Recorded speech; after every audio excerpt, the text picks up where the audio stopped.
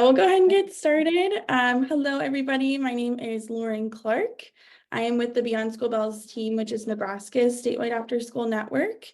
Today, we have the lovely Alexis going to share about hydroponics and how you can use hydroponics to engage students. It's a really cool presentation. I've seen it once before, and it's pretty awesome what you can do with hydroponics. So we're glad to have you here. Please feel free to drop questions in the chat. I can keep an eye out for those as well as Alexis. And otherwise, I'll let Alexis introduce herself and go ahead and get started. All right. Hi, everyone. My name is Alexis, as Lauren mentioned. I'm going to be connecting hydroponics to engaging students in STEM after school. I'm used to a in-person format, so this online format is new for me. I'm gonna be doing a bunch of different things, and we'll have about 30 minutes at the end. That's sort of like an open dialogue and some demonstrations. So it'll be a little different than the regular hour presentation, but I'll bring you through it. Patience, everything. So a little about me. My name, again, is Alexis Hansen. I am the current hydroponics specialist and operations manager at the Greenery, and I work for Beyond School Bells. I received my Bachelor of Science in Biological Sciences from UNL in 2022. I have minors in plant biology and environmental science. My passions are a love of plants, sustainability, and cultivating community. And I'm super excited to be at a space where I can combine those things to help kids and their families. I believe education is the first step towards societal change, and that it is our job to prepare and teach students for their future. Peter Drucker says it best: the best way to predict the future is to create it. So here's the overlook. We're starting with us, so what the Greenery is, how STEM can connect to hydroponics, what we've done so far with this process, why it matters. That'll be like my passion slide. And then going to you, how hydroponics can connect to your classroom and your programs, Beyond School Bells, ECAP, and ELO network, what we can do for you in Nebraska. And then I'll go into the more open dialogue with the flex farm and maintenance demonstration, and then you'll be able to ask questions during that point. And then after that, we'll do discussion questions, and then again, more questions at the end if there are more. Yep. So to begin, the Greenery, it's a shipping container turned hydroponic farm created by Freight Farms. Freight Farms is a company on the East Coast, I believe, in Massachusetts. Right now we are at SCC, so Southeast Community College. We are partnering with them in their career academy. They have focused programs for high schoolers in like culinary arts and biotechnology. So we're sort of connecting their high schoolers with our farm and then back into their tech programs. So the farm utilizes sustainability, innovation, and a climate-controlled two-part growth space. So for sustainability, it has low resource, water, and land use. We do not use any harmful pesticides, and we have low chemical use. We use 99% less water than traditional farming, and it's about 10 gallons a week. And then our land use, we can grow up to 3.5 acres of farmland in a fraction of the space year-round. So innovation, we have high-tech lights that are able to also let us grow year-round, and an automated farm computer that has expanded urban agriculture. So this farm computer, you program it to whatever settings you need, and it sort of takes care of itself, minus the day-to-day maintenance and making sure the computer is working. And then it has a climate-controlled two-part grow space. So we have the nursery station where all the seedlings begin. They take 2 to 4 weeks there. It has an ebb and flow trough system, LED light panels, and a high plant capacity in the thousands. And then the cultivation area is where the seedlings go once they're ready to transplant, and it has vertical grow walls, drip emitters that drip nutrient solution down these wicking strips, the cotton strips, and then the roots attached to the strips, and they're able to get all the nutrients and water they need. And then they have the LED light panels to give them the light. And then the integrated water management system, which makes the whole system the low water usage it uses. So it goes down the strips into the troughs, back into the tank, and it recycles it over and over again. And it's been able to minimize water use. And that's something going into climate change that it will be important. Here are some pictures. Pictures always speak more than words.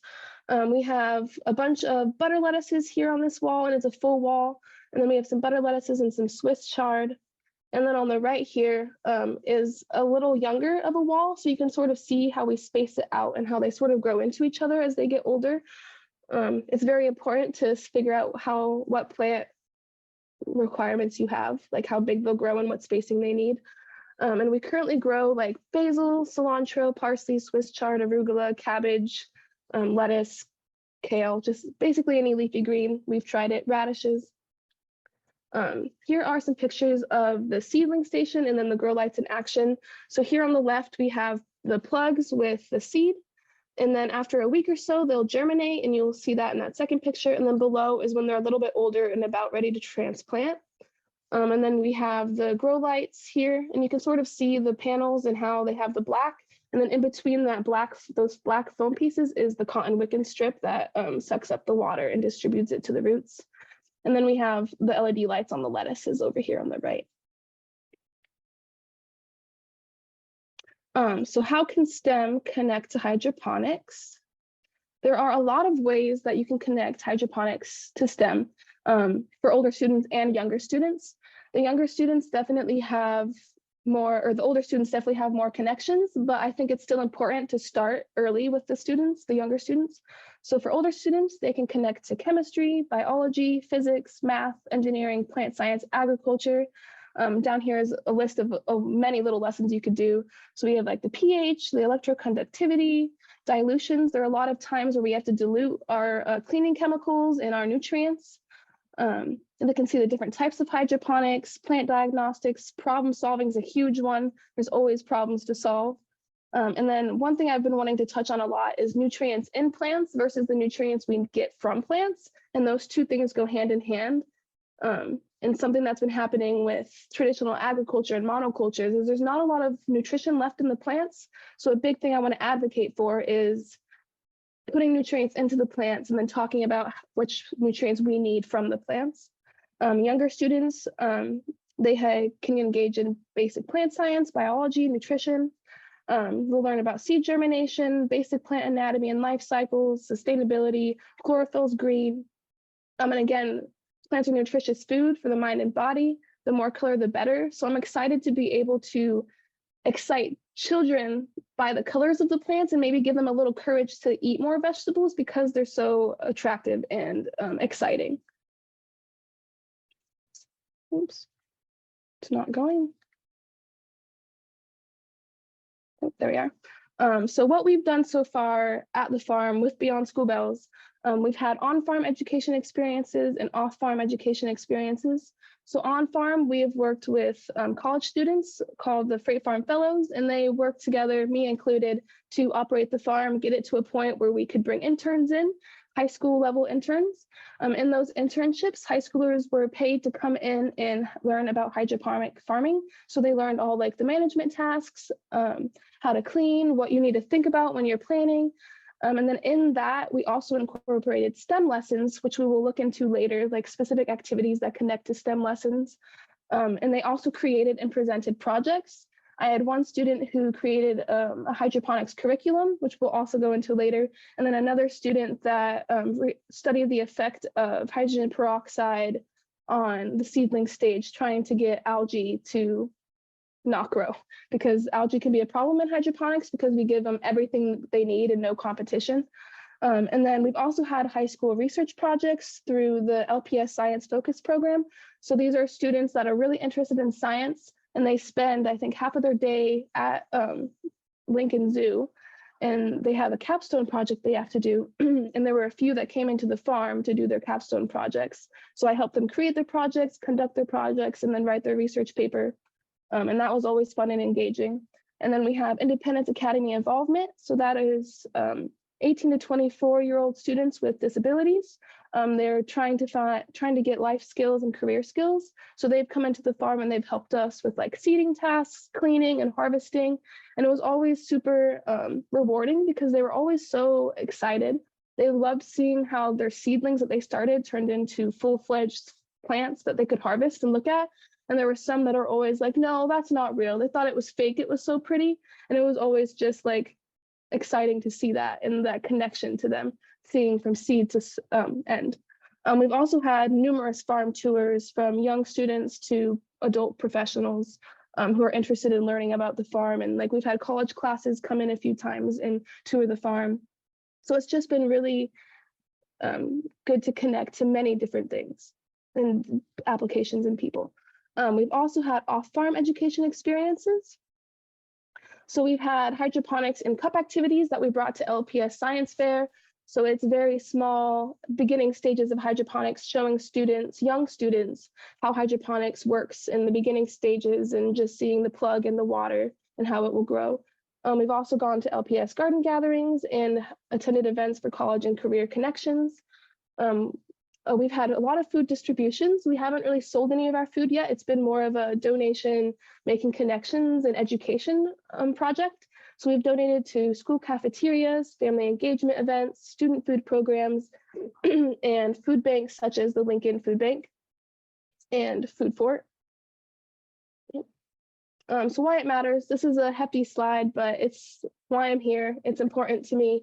I believe that starting education early in STEM and teaching about climate change, environmental stewardship, and alternate agricultural practices can make a huge difference as students get older. The earlier the start, the more engagement they get, the more care, the more passion, the more resources they have. But it instills a value on the planet. It teaches out-of-the-box thinking to better respond to future challenges, such as climate change and the consequences that will be arising. It provides useful life and career skills. It gives them a good background to begin careers in science, agriculture, sustainability, hydroponics, you name it. And all of those careers will help create a society with ideals and knowledge aligned with protecting our planet and our natural resources. It also empowers them to take a stand on climate change and to be active in their communities and local food systems. Another thing that I really want to connect to hydroponics is giving students in schools power in their local food systems. So it's not just us importing food from other countries, and it's important to have the local food sovereignty. I believe it takes a combined approach to have local food security, and specifically that innovations like the greenery and other forms of hydroponics are necessary to provide food while current cropland is regenerated and sustainable agricultural practices are implemented. So now we're done with the us and we're back to the you. How can it apply to your programs? So there are a lot of different ways that hydroponics can be adapted to meet the needs. So there's DIY hydroponics you can do from recycled materials or materials you can purchase from your local hardware stores. And then there's also hydroponic grow towers created by companies who are trying to spread this message as well. And a lot of those companies sometimes have curriculum to go with their towers. You just have to sort of look. And again, they can all be adapted to meet whatever needs your program has. And then once you have the hydroponic system, you can apply STEM, nutrition, and culinary lessons and engage the students in multiple areas. Here are some integrated curriculum options. So the Junior Master Gardeners has Learn, Grow, Eat, and Go. So this is free, which is nice. And I've never used it, but I've heard of people who have used it. It's a research-based, evidence-based curriculum. They've done research on it, they've worked on it. They have register your class for free here. They even have a sample lesson. I won't get into that because we'll be there for a while, but they just have a lot of resources. And I bet a lot of other states will have similar things. And then we have Nebraska Ag in the Classroom. I do not believe this one is free, but it does go a little deeper. I'm just going to show you. They have themes. So they have a STEM theme, the world around us, culinary connections, explore the environment, the power of plants. And then they have lessons to go with all of these themes. And it's, I think, a good place to start with a lot of these out of school hydroponic gardening curriculums. And then the one I wanted to show you the most was Hannah's hydroponic lesson plan. So this is one of the interns that we had in our farm last year, the year before, that created a lesson plan and then a subsequent lesson. So she has her learning objective, hydroponic systems, lesson opener, the teaching model, the guided practice, the independent practice, and the lesson closure. We're going to go through her lesson here as a way to show you not only that you can apply older student work to younger students, so you can have older students teach younger students hydroponics with their own curriculum that they created, but also this will show you a bit about the different hydroponic systems and maybe spark your interest or your curiosity in what form might work for your program. So she did hydroponic systems. She wants to know the 6 types of hydroponic systems, understand why different plants grow better under different conditions, and then be able to identify different hydroponic systems. She starts out with what comes to mind when you think about hydroponic systems. The students can discuss, they can get their thoughts going, and then she goes into the different types. So she has the wick system, which we use at the farm. It's the only system that doesn't require the use of electricity. So if that's something your program needs, it doesn't have access to electricity, this is a good system for you. And it talks about what you need, what plants work the best, ideal for small garden plants and herbs, that sort of thing. What to avoid, some cons. It gives pros and cons, but there are definitely cons to each system. So this one is, it can have a buildup of toxic mineral salts, so you have to be aware of that. And then you want to avoid excess nutrients, so there's not as much of a buildup. And then, yeah, flush every 1 to 2 weeks, that sort of thing. And then she goes into the water culture, just the second type. It talks about what you need to do. So you need to make sure they're secure and proper position with net pots. This works for any kind of plant, even large plants. So if you want to do large plants, this system could work for you. Ebb and flow, which we use at the farm as well. It talks about what it needs. It talks about the pump that floods water. And then it goes into the pros and cons. All types of plants it can grow, including root vegetables. You don't want to use large plants because it's too space intensive. And you want to make sure that you're always watching and managing the pump correctly. So the drip system, we also use at the farm. It's easy to use and can be altered for different types of plants. So if you want lots of different types of plants, this is good for you. Yeah, that sort of thing. And then, yep, the pros and cons. So the main problem is the nutrients and pH levels fluctuate a lot. So you'll have to keep in mind that you have to check that and adjust that as much as you can. Nutrient film technology, simple design, talks about how it works. Gravity is helping you there. So recommends that you use net pots with this type, used by commercial growers and home growers. And you want to make sure to use plants that have smaller roots. So there's little things that can be adapted to your program depending on what you have, your needs, what you want to grow. And last system is the aeroponic systems. They grow while suspended in air. It talks about what you need. You can grow all types of plants, the pros. The con would be that the nozzles can get clogged, and if they get clogged, your plants are going to die. So you have to keep an eye on that and make sure to keep up with that sort of thing. She then goes into think, pair, share, so discussing all what they learned with each other, and then a closing. So yeah, that was an example of a student-created curriculum that can be applied to younger students and can make those connections and have the student leadership projects, which we'll go into here. So there's a lot of student leadership engagement opportunities in the hydroponic farming. So older students leading younger students. This prepares the younger student for future opportunities while solidifying topics for the older students. And it encourages and teaches leadership, I think, to both parties. Some specific ways to engage, for example, is having a grow tower maintained by the older students who show and educate younger students on the hydroponic tower itself, but also on the STEM lessons that can be connected to the tower. And then you can implement student written and led curriculum lessons like Hannah's. And then older students are able to get connected with local career pathways, such as health, food systems, and science. So here are some pictures. This is one of our grow towers in Broken Bow. So you can see that they're able to grow quite a bit of produce in a small space. Another thing you can see is that they had to use some problem solving. So they were growing fruit-bearing plants on a vertical grow space. And when you do that, you have to find a way to go against gravity because gravity is not your friend. So they use these ties to hold up the tomatoes and still get this to work. So like you can adapt things to whatever you need, but there are solutions and there's a lot of problem solving, and that skill alone is really important for students to see and be aware of. Here we have on the left here is one of our first harvest events at the farm. We took all the panels in so that families could just take whatever they wanted. And there were a lot of students who were excited and engaged with that. And this is a bunch of basil. So it was very, very nice smelling in there. And then here on the right is sort of like our hydroponics in a cup experiment. It's not quite what we did, because when we did that, it was just the seedling in the cup and then you cover it and let it germinate. Here it's a full grown seedling, but it's still showing that if you have water, nutrients, plant, and light, you can grow anything. So here are some examples of different grow towers you can apply to your program. So on the bottom left here, you have a DIY hydroponic system that was made out of totes, pretty non-expensive. You can make whatever size or get whatever size totes you need, cut whatever size holes you want, and it's pretty adaptable to your program. And then up here, it's even more basic. It's sort of just showing how the roots respond to water, and you can just show the students and have them observe. And then the middle here is Let Us Grow. This is actually an aeroponic. Let Us Grow is aeroponics. It has mist.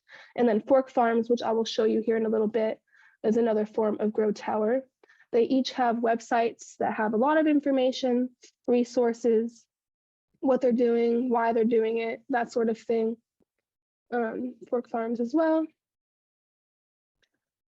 Yeah, and then there's also farms that some hydroponic towers work inside, some work outside, just depending on if you have availability of an open window or the availability for lights, for electricity, that sort of thing. It's just lots of things to consider, but there are usually answers for any kind of problem or any kind of adjustment you would need.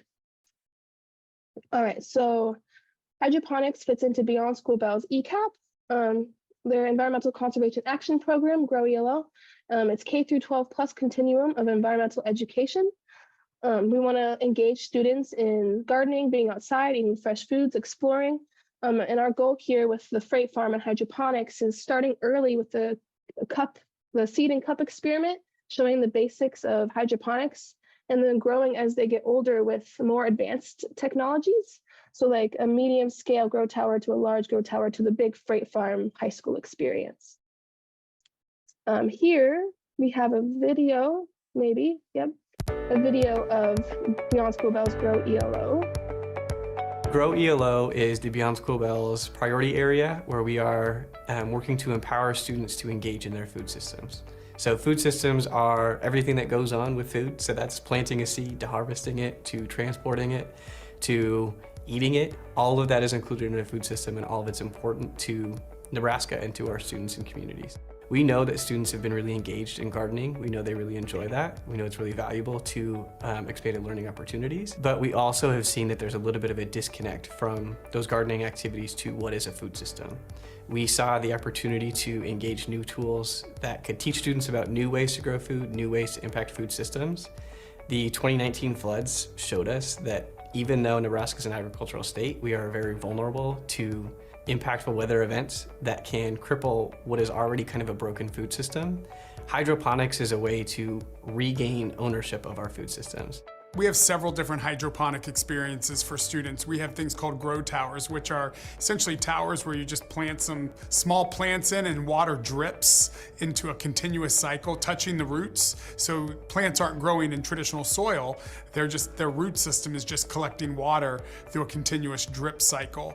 The hydroponic towers took off. They were crazy awesome. We had so much engagement, so much family engagement. Just the day that I was building the towers, before we even put water in them, it was instant engagement from the entire community at North Park. What I like about our Grow Nebraska lessons is the relationships that you can foster with the kids. You see them understand and get excited about understanding and learning about all of the components like the acid levels and the nutrients that we put into the towers, and getting to pick the herbs off as they grow. They love it. What we're going to be bringing in is kind of the hydroponics times 50. It's the Freight Farm. So it is an old tractor trailer that has been converted into a hydroponic grow space. Actually produces the equivalent of 2.5 acres worth of a farm in that space. So we're really excited. It's going to take what we do at TCA to a completely new level. The Freight Farm was the stepping off point to a lot of the grow towers that we have implemented in a lot of schools across the state. It gives students a chance to really connect to their food system and see where it comes from, along with empowering them to be a part of their local food systems and engaging in these sort of lessons and ideas. They can produce quite a bit of food in a small space, and it's way easier for the kids to manage. They can also do internships here and at other hydroponic farms, learn the skills. It can also be implemented in the curriculum, just talking about alternative ways to do agriculture. In 2021, Beyond School Bells was donated a Freight Farm. That really kicked off, I think, a unique power to impact food systems for us. We saw students engage in food systems, engage in the opportunity to really produce a lot of food for their communities, whether that was their school or their families. In the spring semester, we had a giant salad party where we invited all of our families, and they harvested so much lettuce off of those towers. It was insane. There was a lot of engagement. There was multiple activities, multiple things showing what we've been doing, and the kids enjoyed it, the parents enjoyed it, and it was really nice to see the parents connecting with the kids. Our students love it. So we have, at the Career Academy, we have students who are in pathways, and we have students in our ag bio pathway. And one of the experiences they get is exploring the future of farming. And they love working with our hydroponic experiences, as well as some of the more traditional methods. But this is so new to them. And it's, again, it's very futuristic and just a really cool opportunity for them to enhance their experiences. So Grow ELO seeks to connect all of the food systems programming and opportunities for students so that they have the education, the experience, and hopefully they have the passion to impact those food systems for themselves, for their programs, for their communities. I think about a tool like the Freight Farm because of its size and magnitude, again, not just physically, because it's huge, but what it can produce and the opportunities it produces. We really haven't scratched the surface on what it can do, all the way from the community college level, so working with 20-year-old students, down to bringing in third graders and all of that in between. And I think that's what the Freight Farm is going to do. It's going to connect all of those dots. Hydroponics helped our program come to life as a community. Without hydroponics, there wouldn't have been nearly as many families engaged in our family engagement events. There wouldn't be nearly as many students interested in ag. There wouldn't be nearly as many students who were excited to come to our program.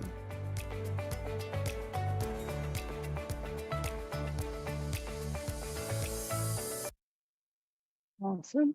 Yeah, so I just thought that was a good video that really encompasses, again, what we've done and why it's important. Go.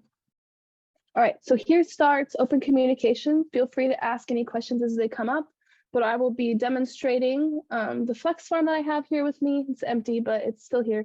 And then hydroponic maintenance that we do at the grow tower level, but also the farm level.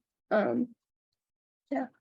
So we have activities on panels, seed trays and plugs, and hydroponic maintenance. These activities I have done in person in the past, so we won't be going through all of this, but I wanted to get the key takeaways from this and show how we can apply hydroponics activities to school and STEM lessons. So for transplanting, that's putting the seedlings onto the tray or onto the walls. Things to note. Because the plants need room to grow, we alternate and space the transplants depending on their needs, and a lot of different plants have different needs. For example, our lettuces and our radishes we put together on the same panel because the radishes grow quicker and you can alternate them in between the lettuces. We transplant half a wall per week. It's 11 panels, and harvest half a wall per week. So it's good to have a number. So like how much you want to produce a week, and then resupplying that every week and alternating. You want to get it into a schedule of, I want this much at this time every week, so I have to do this to get there. Some possible applications to students just transplanting seedlings to panels is attention to detail. They're going to get to compare the seedling to transplant to adult plant stages. So what it looks like at each level and how to know when it's ready to transplant. And then the types of irrigation systems in hydroponics, and then hand-eye coordination and working with fragile plants. It's things, little skills that you don't really know you would need, but in farming and other things, precision and hand-eye coordination can be important. Here are some pictures of transplanting. So we have that cotton wick and strip I was talking about before. And then you stick the plant in there, and you have to angle it at 45 degrees or else all the water will spill over. And then you can see here with this blue tape, the markings, the spacing, we do about 8 inches apart. And then another activity I normally do is teaching students and adults how to seed, and then also comparing seedlings. So some questions I would ask with students when they're seeding is, looking at the seedlings in their varying plant stages, can you differentiate between cotyledons and true leaves? And then do the cotyledons vary depending on plant type? So that's some basic plant anatomy you can ask when working in these hydroponic activities. And then Some other notes is you want to be able to keep up with the amount of food you want to produce. So you're going to want to keep transplanting on a schedule as well. You learn from mistakes. So for example, our trays dip in the middle and it makes it so the outside rows dry out. So we don't put plants around the outside rows. And then you will be able to talk about germination and how long it takes to germinate and what conditions you need met. Most plants need humidity to germinate. So you have to have some form of humidity dome to cover your plants and then watch as they germinate. And you can compare how different plants germinate in their different times and the different cotyledons, which they should all be the same, and the different true leaf structures. Another thing you can note in seeding is there are different types of seeds. So some seeds are pelleted and some aren't. So pelleted seeds make it easier to seed.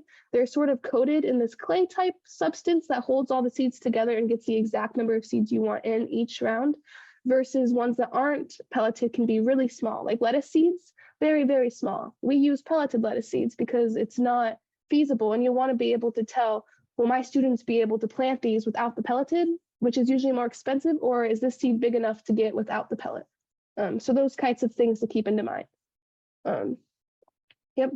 And then possible applications to students, just observing seedlings and seeding, seedling life cycles, germination requirements, plant anatomy, pelleted versus non-pelleted, showing examples of sustainable innovation, ebb and flow hydroponics, hand-eye coordination, patience.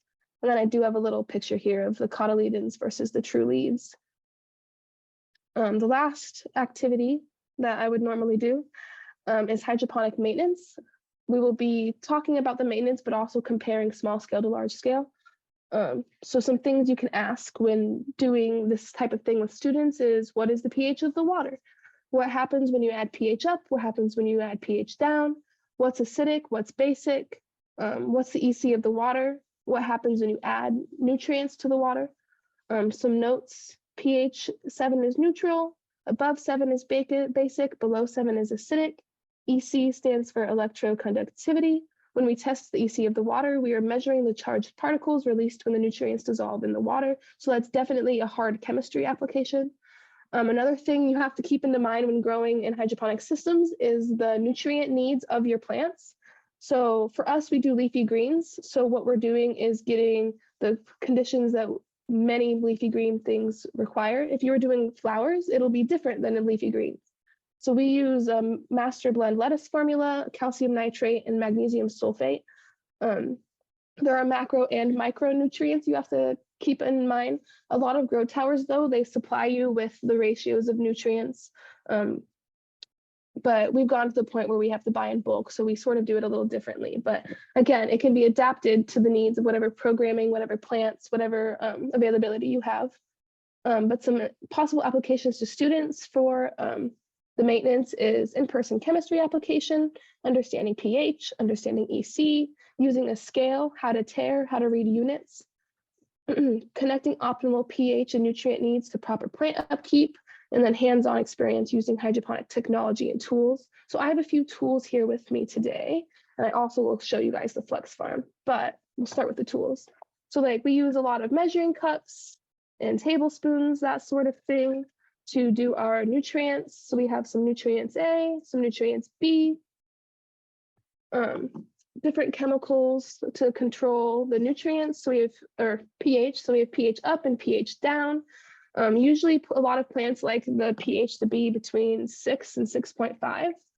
Then there's always like drops to check the pH, and then fancy tools like electroconductivity readers that tell you where you're at in the parts per million.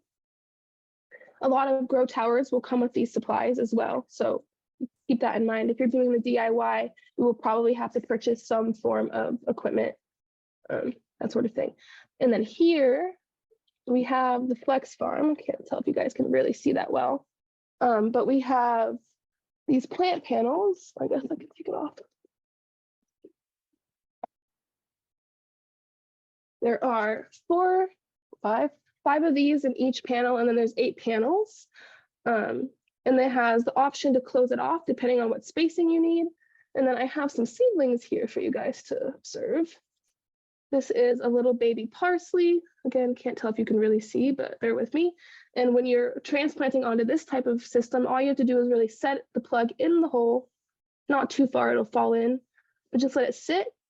And then when you put this back up there, there are holes at the top that drip down the water. So this is an example of a drip irrigation. It drips down the back. It'll touch up here on the roots, and then the roots will grow down, and it'll recycle back into the tank, and you'll have your system.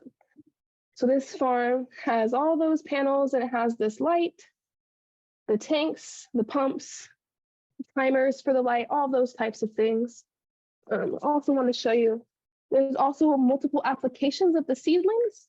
So we have small seedlings that we're ready to transplant, like that parsley you saw, like this guy. But then we also have seedlings, I guess they're not seedlings anymore, but plants that we let stay longer to grow bigger. And we sell them as give them as microgreens or as plant starts. So like you could take this and you could plant this in the garden after some weathering. You don't want to just like throw it out there in 90-degree heat or anything.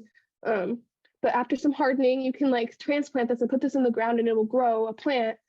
And it started as a hydroponic system. So you can not only use your seedlings for your hydroponic systems, but also use them as microgreens or as seed starts. So lots of applications to lots of different forms of hydroponic systems.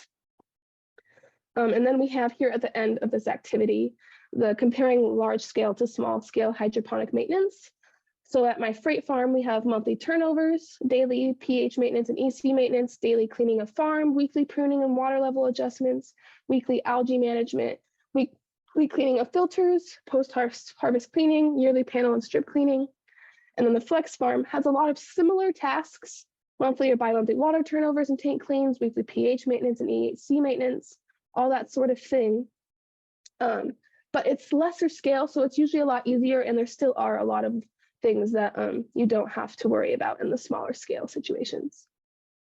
All right, so now we will be breaking out into breakout groups, 5 per group, 10 minutes discussion to talk about these 4 discussion questions. And then at the end, we'll come back and talk about it as a group and also answer any questions anybody has. Alexis, can I jump in just with a quick question for you? So I think as I'm watching this, you know, it's hard to know how long it takes to kind of like get the knowledge level that you have. I think it's really cool how much you know about these plants and how much you've learned from like trial and error. So if someone were watching this session and they've never worked with hydroponics before, what does the learning curve look like? Is there like a couple weeks? Is it a month or two before you kind of figure out, okay, I figured out what I'm doing? And what would you recommend for the person who thinks this looks really cool, but isn't sure if it's for them or for their program? Yes, that's a great question. I have been doing this for a while now. I didn't have any hydroponic experience when I started. I started my junior year of college as an intern. And I sort of went through training, freight farm training. They had some modules online that helped me. And then I had some freight farm support network that you can reach out to and contact. And it did take a while to get that past that learning curve. So I would suggest having, I don't know, what we've done in Lincoln, I didn't mention, is I go to Lincoln Northeast and other Lincoln schools and I help consult. So I go in and I show them what I know, teach them what I know, come in and help them whenever I can, and get them set on the right path. I think the hardest part is the schedule. If you don't have the schedule, it all is sort of random. So you definitely focus on what are your needs? What kind of quota do you want? What produce do you want to grow? How much do you want to grow? And how many people do you have to help? And you want to break it down. So for me, I have interns and stuff, but I've worked a lot on my own, and that can be challenging to do it all by yourself. But I think you definitely want to make sure to have some lead person that is in charge of scheduling and figuring out when you need to do what. And after a few weeks, I'd say it's easier to get it down and under your belt, just getting used to your schedule and what kind of needs you need. So I would say there definitely is a learning curve, but I do think that once you get the hang of the schedule, it's pretty self-explanatory. And then if there are problems that arise, you could reach out to me or someone else that might have answers. And like Google has been also helpful. And if you get a grow tower from somebody, they always have support and like frequently ask questions, and there's resources to help you. I don't think that it's something you shouldn't do because of the learning curve. I definitely think it's there, but it's feasible to learn and to connect. And if you're working with a bunch of people and a bunch of minds, I think that any program who has the interest could definitely adapt it to whatever they need. Awesome, thank you. Yeah. Okay, I figure we can go into breakout rooms unless there's any other questions for Alexis before we do that. And we'll have time afterwards for questions as well. Mhm. Okay, let's head that direction.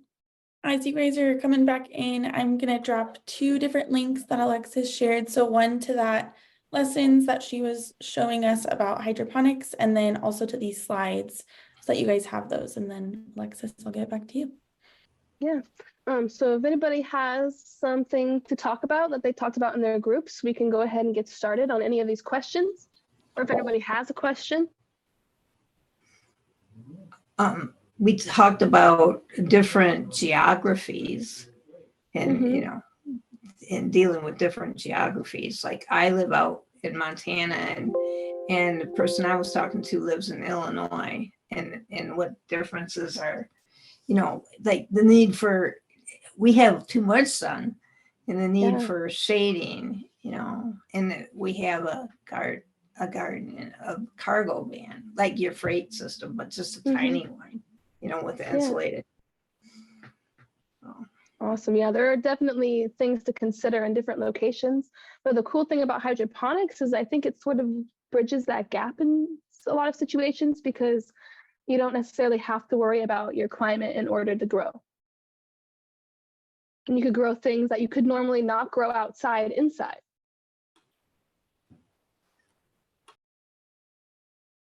All right. So I'm going to go ahead and read the first question and see if anybody has a response. So how can hydroponics help engage more students? Did anyone talk about ways in which you would be able to engage students in your programs, or any questions on how you could do those things?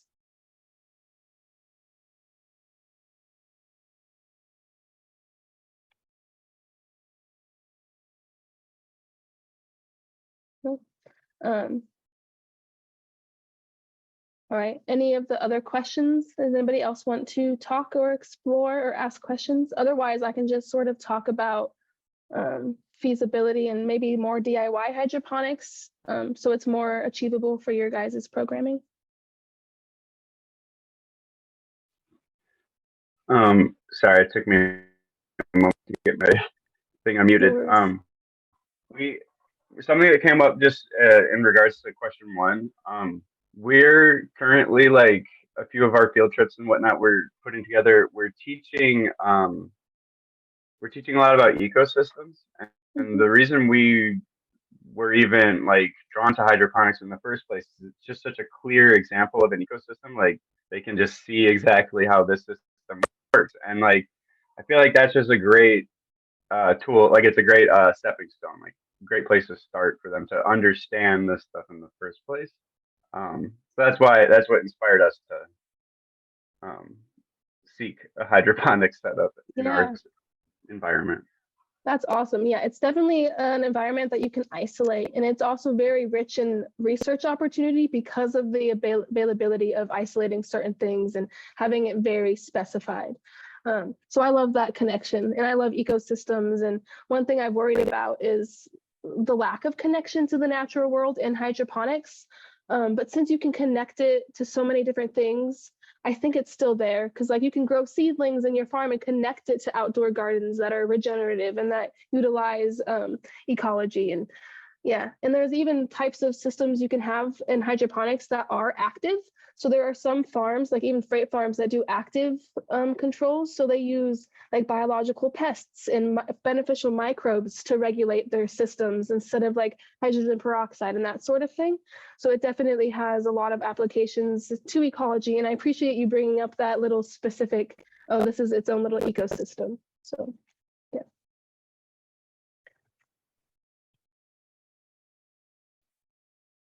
Anybody else? Any last Alexis, I think Mary shared in the chat just the enticement for boys to engage. And I think also we've seen just general engagement go up so much. I think it was in that video, but to have a garden outside or to have a tower in the middle of your after school program, like parents are like, what is going on? Like, what is this? I want to see more about this. So I do think that engagement piece can be super helpful. Yeah. So the need to implement entices the boys more. Yeah. There's been a lot of engagement in the farm and in hydroponics because it's sort of cool. Like the technology aspects brought in a lot of students, boys and girls. That I don't think so, because a lot of people, especially city kids, they're not interested in going outside and playing in the dirt. Like I don't as much as rural kids that are used to it. So I think that having this urban agriculture that has these pretty bright lights and the colorful things, it does engage students that normally wouldn't be interested in agriculture.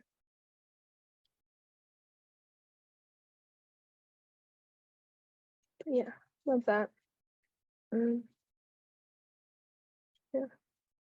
But I will just end with talking again about the adaptability. I know that not everyone's going to be able to get a fancy grow tower made by these companies, and not everybody has funding that helps with that sort of thing in their state.